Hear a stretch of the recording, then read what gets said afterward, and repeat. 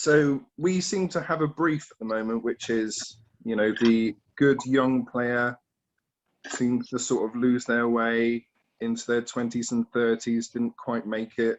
And I think I found a player who sort of fits this brief perfectly. This specific player was in the England under 16s and 17s. He was in the West Bromwich Albion youth ranks. Moved across to Liverpool. The trick is to tell them stories that don't go anywhere. Like the time I caught the ferry over to Shelbyville. I needed a new heel for my shoe.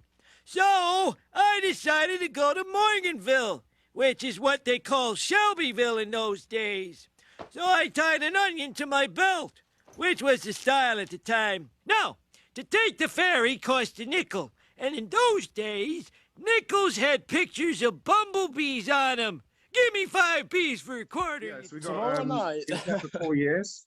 Made only 2 appearances for Liverpool, but then got transferred across to Watford for 4 million. He played there 9 times in 5 years, but he had various loan spells, 65 appearances. By the time Ned reveals the player, he'll have been injured a few times for Swindon.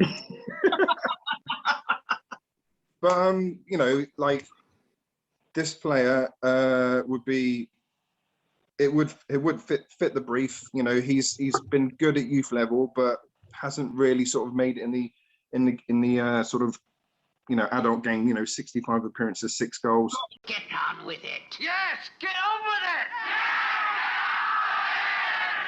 with it. Get on with it. And it's Jerome Sinclair. I think. Oh, he's shit. I think at the age of 24, I believe he is now. I think if he had the right tutorage, he had, you know, a couple of arms over his shoulder, I think he could be a decent player.